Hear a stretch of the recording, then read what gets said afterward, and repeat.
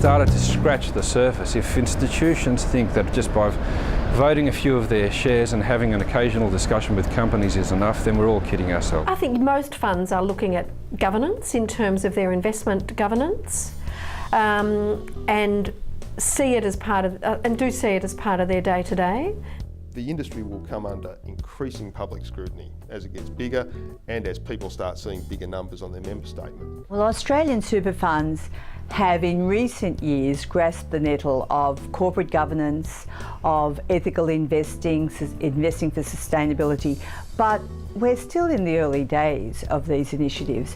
While we can look at the aggregate amount in Australian super funds in excess of $1 trillion and say what a lot of investment muscle is there, and as most of that is invested overseas in overseas companies, surely the investors can determine what those investee companies are doing. I would hope that people who believe they are activist investors now actually become serious activist investors over that period of time. Not just, remuneration reports or board composition, but serious issues about governance. I think major institutional investors are having an increasing impact on the companies in which they invest, and we're seeing that through ACSI, but also specifically in the Australian context, but also through initiatives like the Investors Group on Climate Change. I think the challenge is trying to find that balance of where the industry can influence, but you also have to remember and look at what the members actually feel. I'm not sure that funds are executing, take for example, their voting powers as best they could. If they're unhappy with remuneration levels or the way businesses are run, they are the key shareholders in that business, and they therefore need to execute their votes to say, hey, we're not happy with that. There was a study done last year at CalPERS by Wilshire Associates that measured the CalPERS effect, which was the result of shareholder activism on a focus list that CalPERS had developed, and it showed over a 10-year period that it had a material effect on their share price and then a material effect on CalPERS' bottom line. So studies like that are really effective in showing the results that can be achieved by shareholder activism, and I certainly think that these large Australian funds could do more in that area. Super funds have been taking an interest in corporate governance since the late 1990s, but the big question is, isn't it time we really got serious about it? And Dean Paatsch is going to answer that question. The great Argentinian singer Mercedes Sosa has a famous song in which she asks her God for just one thing: freedom from indifference. If I was granted 5 minutes with God, I'd make the same request on behalf of the nation's superannuation trustees. I'd ask that you're not indifferent to the undeserved millions that have been trousered by the executives in the companies that your members own. I'd ask that you're not indifferent towards directors that have overseen the destruction of billions of dollars or given away value to the investment banking cartel in the course of raising discounted capital that's diluted your interests. I'd ask that you're not indifferent to the rampant optimism bias and intermediary risk that infects our industry. I'd make this request because, judged by action, I fear most of the industry's attitude towards these issues borders on indifference. We speak far too much and act far too little. For me, this indifference is a byproduct of a fundamental insecurity about the accountability and governance frameworks within the funds themselves. We fudge the biggest question of all: who owns the funds and what ownership rights accrue to those who own them. Superannuation funds are very fond of referring to themselves as the new mutuals. The new mutuals must take the time to define how they will discharge their responsibilities as owners and to owners. If they don't, then we oughtn't be surprised if one day they go the way of their old mutual counterparts, captured by the managerialism and bureaucracy that once defined what they were not. This oughtn't be a surprise. Surprise, after all, is the first refuge of the deluded. The moral cover of the trustee system and its fiduciary mask hide the fact that members of most funds have no right to choose or remove the trustees who represent them, let alone discover what fund management is paid. The industry's new obsession with MER, or management expense ratios, hides that management costs are routinely pushed on to investors through soft dollars or in the unlisted space through operating businesses. We ignore that conflict of interest policies in some funds are best defined by the old joke: if there's no conflict, they'll have no interest. My colleagues and I at Riskmetrics passionately believe that the end saver's interests are served by fair, open and transparent markets in which all manner of risks are well understood and priced accordingly. We work for financial intermediaries, but on behalf of the people who entrust their savings to them. My commentary today is a personal one. It draws on my experience with Riskmetrics, but let me assure you that it doesn't represent the company's views. Indeed, I believe that groups like ours are part of the problem in accepting and perpetuating defective governance structures. We're all susceptible to the delusion where activity is confused with results. As outsourced providers of governance and sustainability information, we help funds and their managers maintain the appearance of concern with governance issues. Many funds rely far too much on us.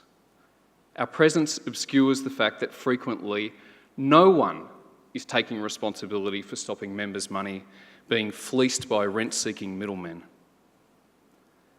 I like to think that organisations like ours are necessary only in the early phase of super fund evolution. Ultimately, judgments about governance, sustainability and risk are far more effective if they're insourced as part of a super fund's core and not peripheral activity. Don't get me wrong, for those of you who recall me as the first CEO of AIST, I continue to be a true believer in the trustee system. But my thesis is that super funds will be far more effective in remediating governance and environmental risk and improving transparency if it reflects their own structures. For me, leaving governance to investment managers alone just doesn't cut it. And I guess one of my favourite stories of the recent era concerns prime infrastructure. The hitherto frugal owner of Dalrymple Bay Port in Queensland. Back in, I think it was 2003, Babcock and Brown, the carnival folk of the listed infrastructure crowd, had concocted a proposal to take over the management of Prime, rename it Babcock and Brown Infrastructure, supercharge it with debt, go on an acquisition spree, and in the process, in the fine detail, earn a lucrative fee stream for itself. And even though the independent directors thought this a great idea, the proposal that finally found its way to shareholders didn't include the full detail on the new management agreement, let alone the poison pills or the advisory arrangements. It was a disgrace. I recall discussing the appalling disclosure with a fund manager who held 9% of this stock. In the situation, it was the swing vote. And I said to him, how can you vote for this if you don't know what it will cost to remove the manager if it fails? And after a long debate, he finally agreed with me, I think just to shut me up, and then advised the fund trustees of his intention to vote against. So I was surprised several days later to see that the proposal had flown through, and I called him. He revealed that he'd changed his mind after pressure from the carny crowd at Babcock's, whom he assured me were very good blokes and who had an alignment of interests. For me, the bookend of that proposal is about 3 months ago when Babcock and Brown Infrastructure confirmed a rescue proposal whereby less than 1% of shareholder value was salvaged and that they were to be renamed Prime Infrastructure. The manager concerned is still the steward of significant amounts of your capital, and the organisation that he once worked for now has the swing vote on one of the largest, is an upcoming swing vote on one of the largest related party transactions in recent memory. Incidentally, it's perplexing that funds who've seen their members' capital looted by management fees in the listed infrastructure space continue to invest in unlisted funds run by the same managers. If managers are prepared to gouge you in open and transparent markets, what on earth will they do to you in the dark?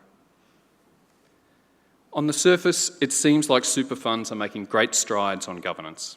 Investors' voices are heard by regulators on issues like termination benefits and in the Productivity Commission. ACSI has had numerous regulatory wins and a famous victory with News Corp. Most funds now have proxy voting policies. Their activity is disclosed on their websites. Many funds now have staff that oversee those activities. But I openly question how many of these staff are ingrained as part of a fund's investment culture, or how many are happy to have the governance person sitting in the corner. There is, of course, progress. It would be wrong not to acknowledge that. Institutional participation is behind the increase in proxy turnout from 30% of share capital 5 years ago to 60% today. Over the last few years, roughly 20 REM reports in top 300 companies have been defeated. And Sir Rod Eddington even found that his stewardship of Allco had undermined his support to take the chairmanship at ANZ. These things wouldn't have happened quite some time ago. At the margin, this activity is working to make investors' voices heard on issues such as executive pay. Companies are brushing up against the outrage constraint. They've been shamed into entering into dialogue with their investors. But shame is a very ineffective regulator of human behaviour. Unfortunately, it's mostly what we're working with. For every remuneration report defeated in a non-binding vote, not a single dollar has been reclaimed from the executives adjudged as undeserving by their owners. Effective governance is not proxy voting. Few issues come up for a vote. And despite most shareholder value being destroyed by vanity acquisitions, shareholders of acquirers don't get to vote on a transaction, even if they're buying a company 10 times its size. The frontline defence against the destruction of shareholder value remains a competent board, yet investors, including super funds, are seemingly incapable of distinguishing between good and bad directors at the ballot box. Riskmetrics and yours truly perpetuate this myth by not focusing enough of our recommendations on director competence.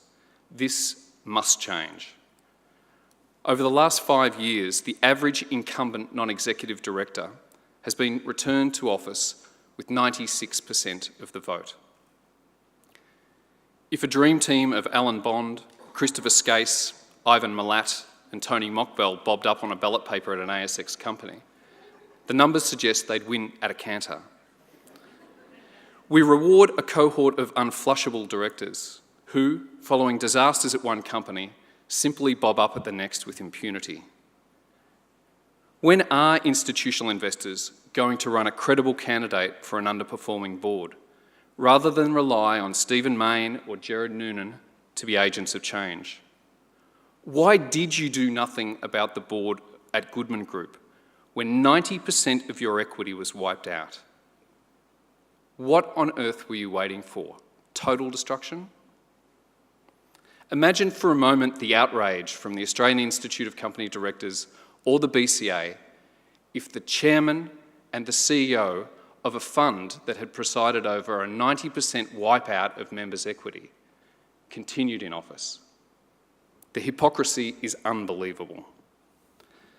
But for me, the lack of accountability in Australian company directors is best illustrated by the capital raising process that we observed in 2008 and 2009. $99 billion was raised at an average discount of 12.5% to the market price. Most raisings were done by heavily discounted placements or non-renounceable offers. Underwritten by investment banks at 200 basis points, sub-underwritten for much less, mind you, and backed up by SPPs. Now, the unfairness of placements is obvious, but I'm not against placements per se. It can be an efficient and speedy way to raise capital when you need it.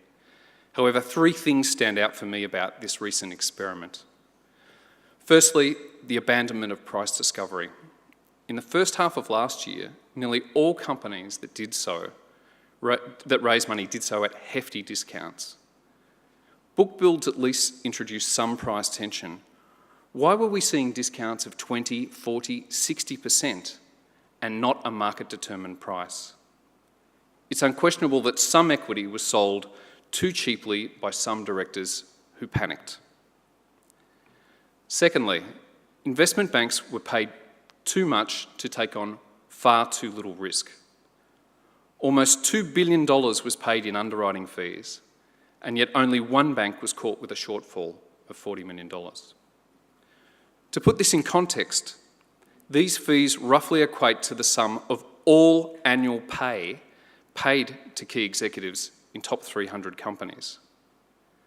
The value leaked to Australian bankers in 2008 and 2009, frankly, makes complaints about executive pay look ridiculous in comparison. What risk is a bank or an institution really taking in an overnight raising when a 40% discount is on offer? The third issue about the recapitalisation process is silence. There's been a total absence of critical institutional voices about the lack of transparency and fairness of the current placement system. That's because Australian institutions have been the principal beneficiaries of the transfer of wealth away from retail and offshore shareholders. The odd director might have been voted against where they've stiffed instos in a placement, but it'll be nothing like a small cap company called Redflex, where 3 investors, led by the Pratt family, were so upset about a discriminatory discounted placement they called an EGM and threw out the board. My point is that super investors can't afford to be willfully blind about the unfairness of the capital raising system in Australia, because one day you will be disadvantaged by it. In fact, in companies like Fortescue, you already have been. Why are super investors so agnostic about capital raising rules that allow directors to place up to 30% of a company with a single investor who's not currently on the register? Our cheerleading of the current system is to be contrasted with staunch defence of preemptive rights fought by British institutions in the Rio case. This is a really big issue in Australia, and it will become even more so as Australia's mining industry increasingly looks towards China to fund its development plans, replete with the hidden strings of offtake agreements and other ways to compromise prices. The passivity of super investors is also illustrated by the schmozzle over Macquarie airports. For those of you who missed it, Macquarie could have been removed by 50% vote for zero, yet it was paid $345 million to go away. Why? Ostensibly to ensure its cooperation with a legal device we now know avoided triggering a change of control provision in debt agreements that required Macquarie to remain as manager. But if you ask me, what was the real reason that that money was paid, that it sailed through with 75% approval? If you ask me, it was primarily because the owners of the stock were completely disorganised and no credible alternative to the proposal emerged or was encouraged. As this bizarre chain of events was transpiring, my colleagues and I decided to channel Kerry Packer. If he owned 20% of Macquarie Airports, do you think that he would have sat idly by and accepted the situation? Then why did the CIOs of most major Australian super funds, with a few very honourable exceptions, do exactly that? Why weren't they in a room together negotiating a better outcome for investors with the independent directors of MAP? Or calling Nicholas Moore and saying that he'll never get another dollar of his money if he takes that 345? The short answer is that it'll probably never matter as much to them as it did to Packer. Their insouciance reflects that they're managing other people's money and not their own.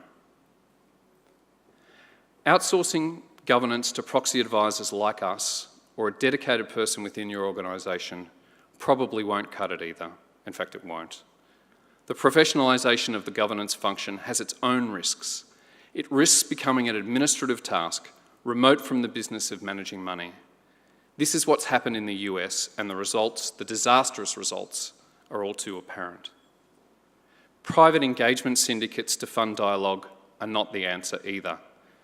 If the failure of intermediaries is the problem, why try to fix it with another set of intermediaries?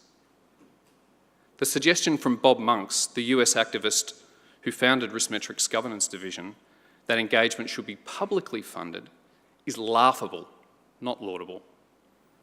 If the next phase of governance activity for super funds is to be more meaningful and more successful, it must be more holistic. and that means that it has to be part of your mainstream approach. Whichever way you look at it, super fund investors underwrite the endemic optimism bias that plagues the research produced by brokers, bankers, and fund managers. Every deal is a good deal, despite the evidence that most shareholder value is destroyed in corporate activity. Why aren't you requiring more of your members' money to be spent looking at the downside of deals and structures, rather than accepting the deal porn that conflicted intermediaries produce? Why don't you use your muscle to have your own independent experts' reports produced on major transactions, or reform the crazy system where every report pronounces every deal to be fair and reasonable? Critical voices can easily be drowned out. Even though Riskmetrics, as a small example, is the largest governance advisor in Australia, our entire annual budget is dwarfed by the amount spent on governance spin by any one of the top 50 Australian companies.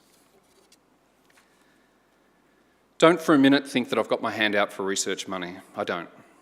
As the super industry matures, I just hope that it will be more careful to allocate its research budget towards business models that provide value through insight, not funding models that support the lifestyles of those who aspire to effect governance change. Reward results, not activity. So what might change the status quo? I wonder whether super funds might themselves have an inherent design flaw that perpetuates the indifference to the injustices that might befall their members. Who actually owns a super fund? One school of thought has it that the fund is a series of contractual relationships where the fund member is simply the residual claimant, the beneficiary of what remains after all other stakeholders have taken their share. If this is true, then all we should care about from a policy perspective is accurate and consistent disclosure of fees, free from soft dollars and fudgery. Fund members are simply consumers shopping between funds for the best value. Yet many funds will claim they're established on mutual principles, where a fund is owned by members for members.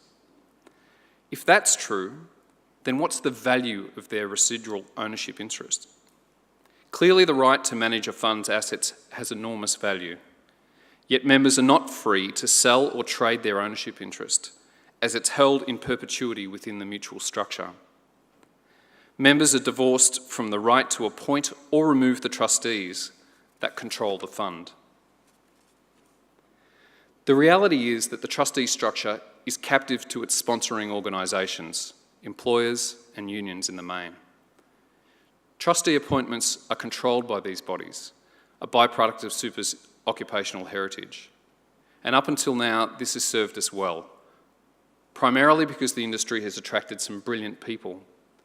But the structural dependency on external bodies to hold trustees to account will itself be subject to scrutiny if those organisations lose their way.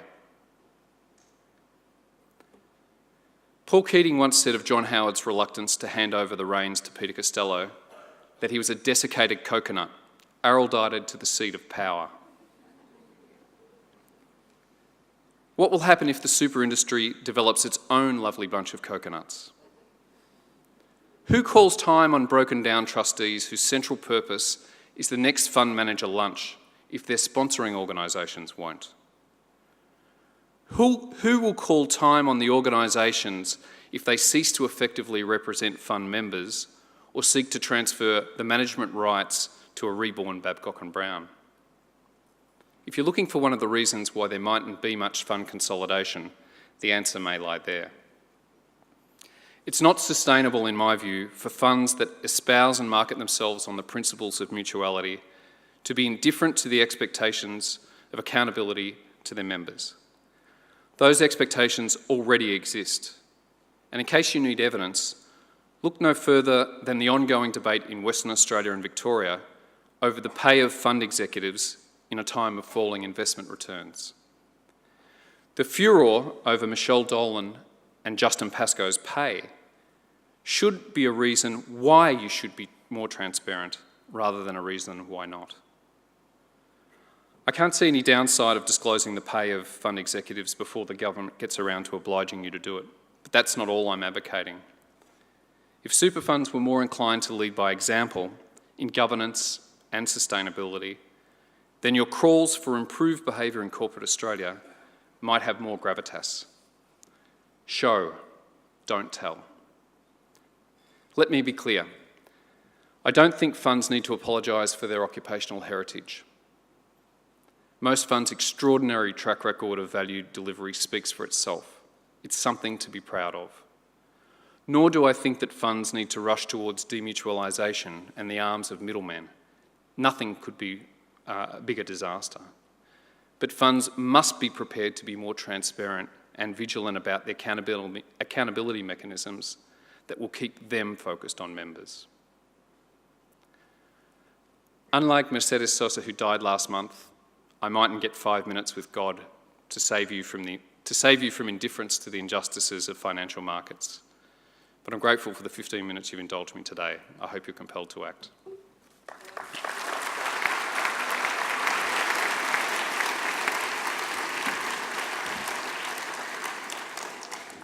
Thank you, Dean. It's good to hear someone who means it when he says get serious.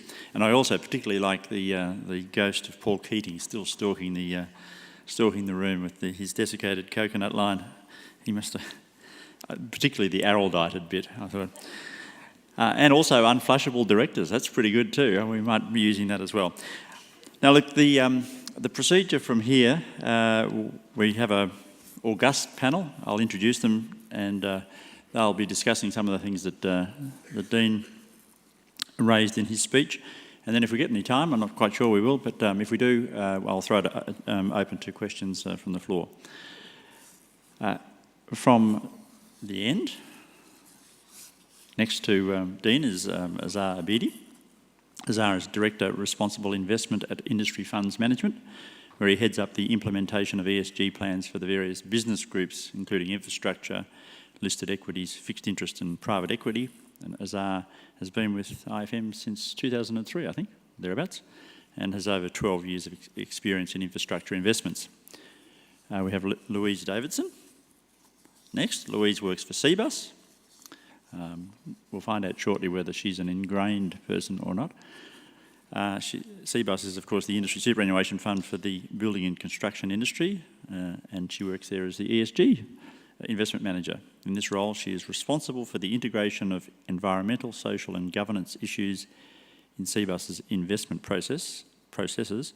Louise has worked in industry super for over 18 years in a wide variety of roles, and she's secretary of the Investor Group on Climate Change and a member of the steering committee for the Carbon Disclosure Project in Australia and the national chair of the Women's Day Classic.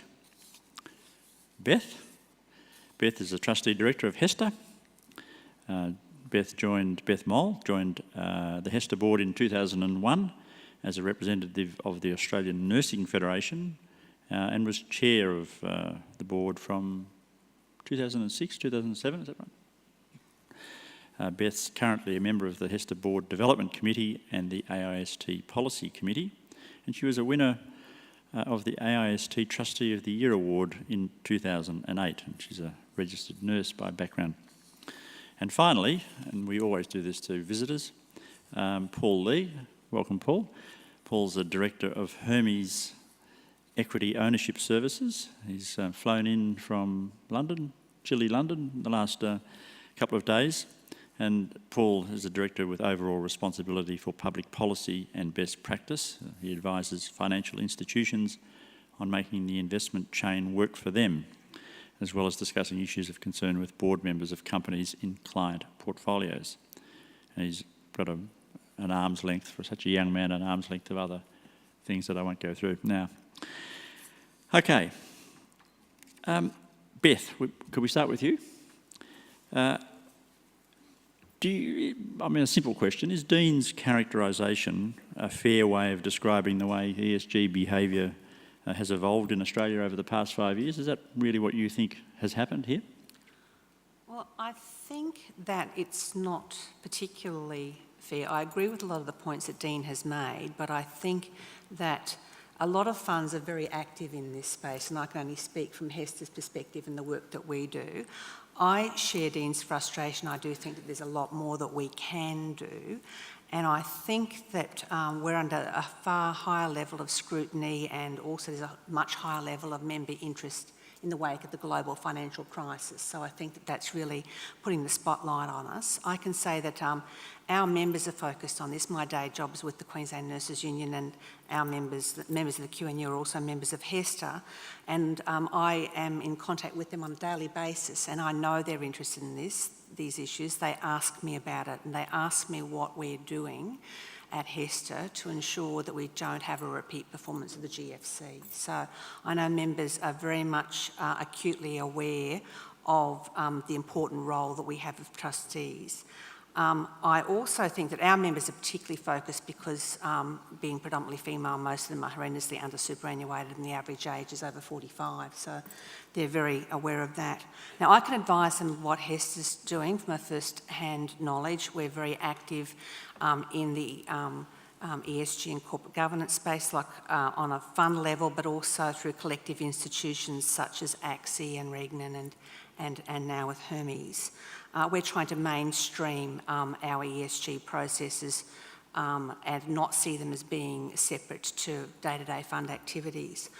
I do think, though, for the next 20 years, what I'd like to see happen is that we have a renewed focus on the collective action aspect of it, if you like. I think we can do much more in the collective space, and I'd like to see that rebadged, if you like, a framing of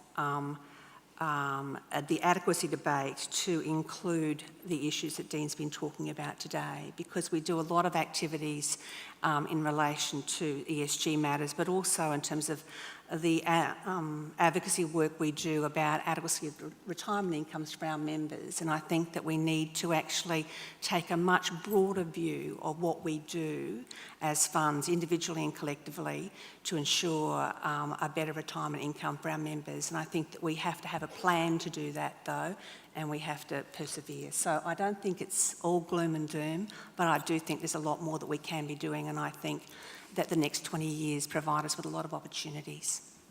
We'll give Dean a right of reply shortly, but not just yet, Dean. Louise, I'll throw it to you. Perhaps a double banger question. Dean did raise a question about the degree to which people like your good self are ingrained within an organisation. So I'd like you to reflect a little bit on that. And also just a general question about the collective culture that Beth was talking about, across the industry funds in particular. Why do you think the ownership of Australian equities by the collective funds, why hasn't the performance in dealing with that been better than it has? I mean, it's been, Dean made a lot of references to, I suppose in one sense, failures of the system. There haven't been many scalps won. There's been a bit of nose thumbing at these weak non-binding resolutions on executive pay and a bit of lip service on corporate environmental responsibilities, but not really major wins. So firstly, how embedded are you? And secondly, how successful have you been? Well, I think the model that CBUS has taken is to put an ESG resource within the investment team. So we've got a team of about 8 people, of whom I'm one. And I don't just sit in the corner of the investment team either. I'm actively involved in all of the investment processes that we undertake. So when we meet to discuss our strategy and our asset allocation, I'm involved in those discussions so that if there are ESG implications, then they can be teased out. If we're talking to existing or potential new fund managers, I'm also involved in those discussions. And part of the byproduct of that is that our whole team now has a much higher level of understanding and insight into environmental and social and governance issues that are current at the moment than they did before I was working there. Even though CBUS has had a focus on these issues for some time, actually having someone whose job it is to raise these issues, some would say too frequently, has definitely made a difference to the focus of these issues within the fund. To your second question about progress, I mean, I share Dean and Beth's concern about the rate of progress, but I think that's a little bit the function of being someone who lives and breathes these things. And I actually think that we have made some fairly significant progress. I mean, Dean was talking about the level of institutional voting. That over 5 years, that is quite a big increase. The next question is, does everyone just vote with management recommendation or board's recommendation? But so I think that we've been making some progress, and we shouldn't forget that it was industry funds and profit to members funds who set up AXI, which has been really quite a major point, and it really places us well now, I think, to move forward further on these issues. I also think it takes time to build momentum and expertise in what is essentially a new area, and having funds put a focus and some resource into it, as many of the large funds are now doing, is leading to quite a big and quick increase in the expertise and understanding of these issues, because working collectively, which we do, you know, all the ESG people work collectively and share ideas and share projects across the funds. There is, I guess, you know, many minds are greater than one on these issues. Are there a range of views amongst the people charged with ESG responsibilities? Are you finding that? Is that emerging? I guess, there's a range of views. You know, some people have an interest in particular projects, for example. And for example, at CBUS, we've got a particular interest in green buildings because we work in the construction area. But, and I'm sure that there are other funds who have their particular interests as well. But I think it's not particularly combative. We've got plenty of other battles without fighting each other. But I also think that there are some really big challenges for us that go well beyond what you would think of as your typical corporate governance and proxy voting behaviours, and they're to do with the entrenched relationships that are throughout the financial services chain, and a lot of those relationships do not operate in ours and our members' interests, and we have to find ways, which I think we're starting to do, of challenging those.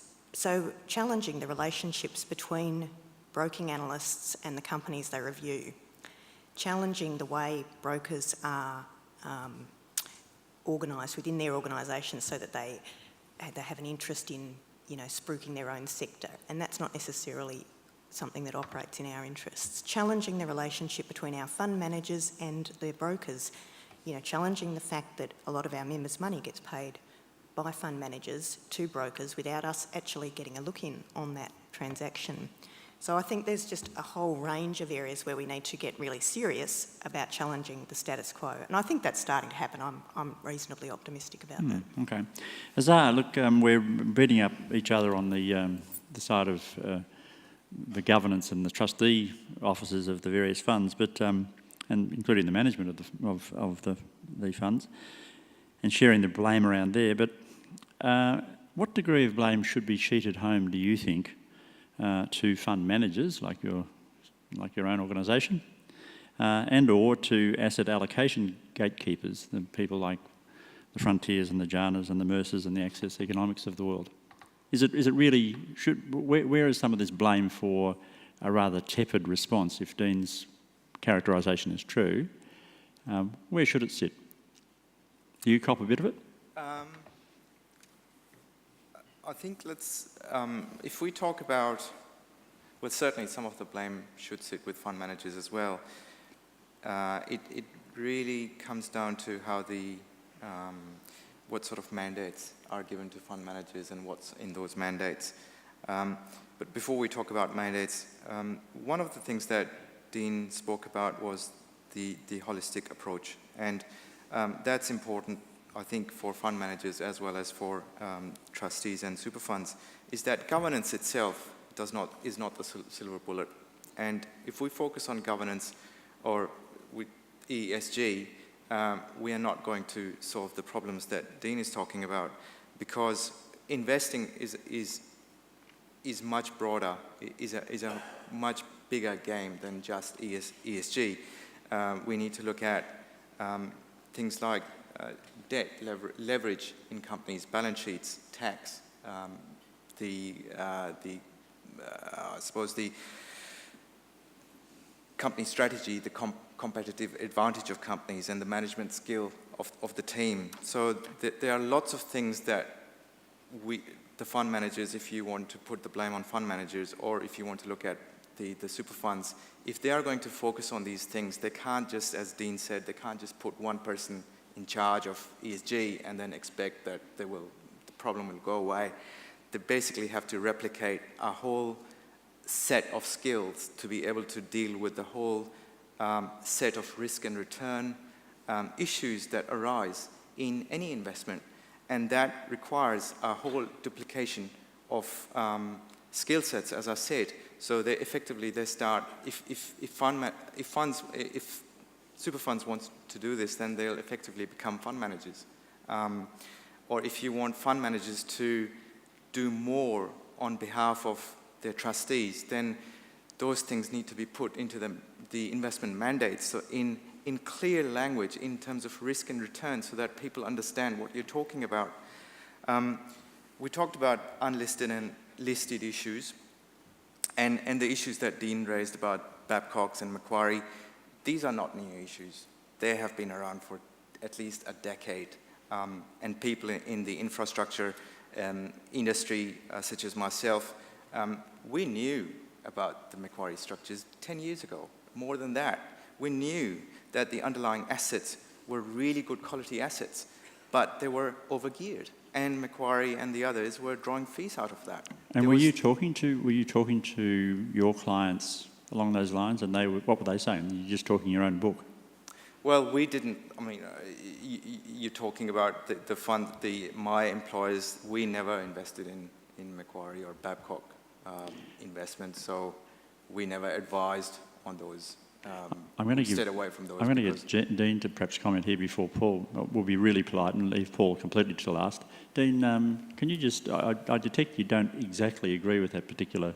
Oh no, we're in furious agreement. But I mean, what I would point out though is that most of the sell side blindly accepted the Macquarie numbers and the Macquarie story and the Babcock story for years. I mean, the classic thing is we put out our paper blowing up the governance structures of the listed infrastructure model, and 3 weeks later, Citigroup came out with a report which then it superimposed a governance discount. It was as if they'd finally discovered the governance Frankensteins that Macquarie and Babcock and Allco and the rest of the crowd were peddling. So, I mean, I just, I sort of go back to me, there needs to be many voices, many critical voices, and I think the role of providers of capital, yes, to go on capital strike, don't invest in those structures if they're not in your interest, but also to use your weight of money to get more critical voices in there. I mean, there is so much commodity sell-side research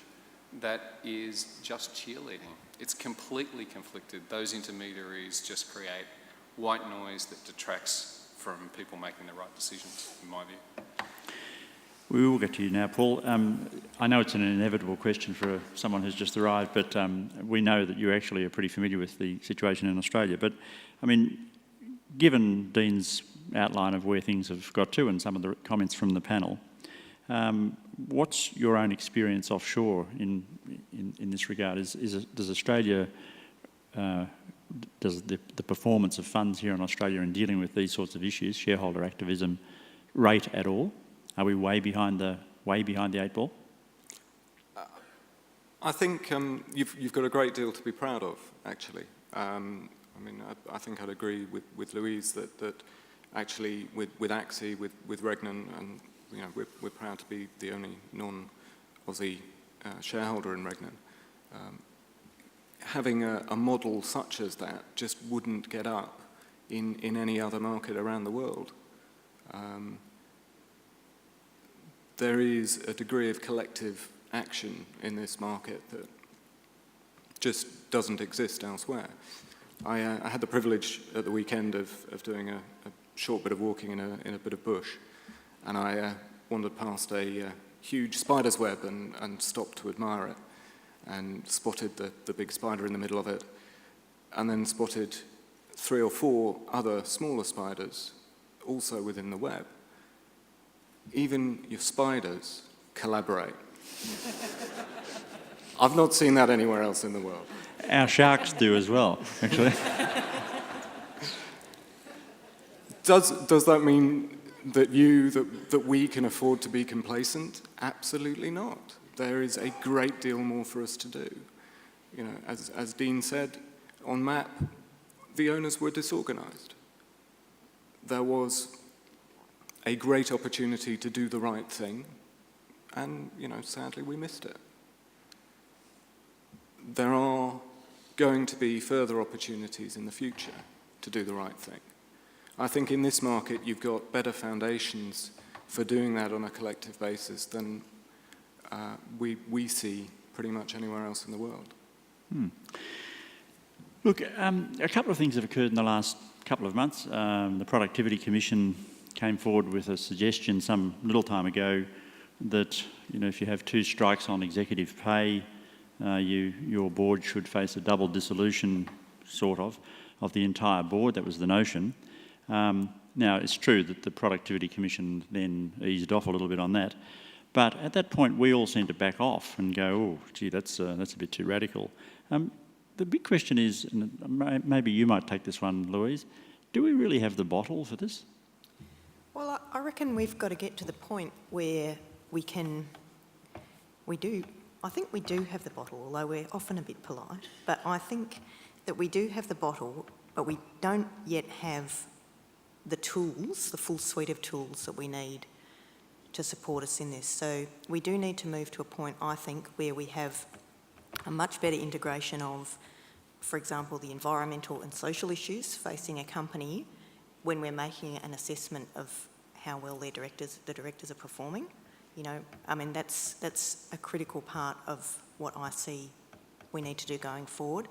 And I think we also have to start being able, I think Dean alluded to this, we need to be able to start making a qualitative assessment of directors, not just, you know, an independence assessment, essentially. So although independence and remuneration are important issues, we need to move beyond them. We need to be broadening what we look at when we're making our assessment, and also finding some way to chart not just the obvious people who, you know, might be serial offenders in terms of board performance, but to really start to try and build up, given that there's a fairly limited pool of directors, we should be able to start doing something on this. And then we have to think about what are we going to do if we get to a position where we want to stand a candidate. But what are we waiting for? I mean, take the case of Goodman Group, right? They paid a $260 million distribution, 4 months, operating cash flow about $210 million. So a distribution in excess of operating cash flow before a refinancing arrangement was due in about 3 months' time. It put the company, that board decision put the company at the door of the corporate knackery. They were on their knees. Why? Why are we waiting for a process to come in place when you've got the biggest free kick of all to get the board out that made that decision? In fact, what they did is recapitalise, got some friendly investors. Ian Ferrier bobs up at the same meeting, gets 35% protest vote, and bats on for 3 years. I mean, why do we accept that? Because we're not organised at the moment. Yeah, exactly. Yeah. That's what I'm saying we need to move towards. Yeah. When there are so many free hits that are out there, I mean, if we just start with the ordinary performance, you know, if we just start with the failed companies and chase a few tails out of town, maybe that will send a message, maybe. Mm-hmm. Beth, you represent a large fund. Do you think over time, as the dollars get larger and larger, you'll find the different funds taking different positions on questions of ESG or ESG matters? Is that an inevitable outcome of the change and the growth in superannuation in Australia? That will be taking different positions. In other words, there's a splintering of a view. At the moment, there's perhaps a common view on many issues across the funds, and as Louise pointed out, she deals with other members, other people who are in her role in different funds. But do you think that as funds get larger and larger, and there's only 10 Aussie supers out there? I don't think that that's inevitable at all. I think that we, as Louise said, we have different interests and we'll concentrate on certain areas. But that's why I think it is about us actually getting organised and having a plan about this going forward, and leveraging off each other's strengths. I mean, we've got interests in particular areas that we can work more effectively together on, I think. I don't think it necessarily means that it's going to be splintering. I just think there could be differences in emphasis. I know that our board had a discussion at the last meeting about the social sphere of the S part of the ESG and what more we could be doing there. And that's something that we have a particular interest in. We've always had an interest in the governance and environmental, but now we're wanting to step up to really focus on the S, because that's an area that hasn't had much focus to date. So I don't think it's inevitable, but I think that's why I think we do need to do more about how we work together to leverage off our interests and our successes. Look, actually, Paul, and I'll just then throw the lights up so if we can get any questions from the audience before we conclude today.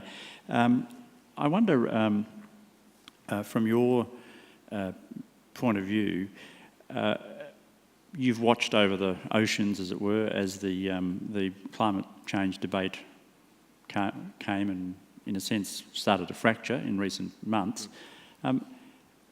Have funds such as the funds that are represented here in this room done enough to make enough noise in the political sphere, or have we been unusually silent in this regard? Is that a role that we've not played and should play?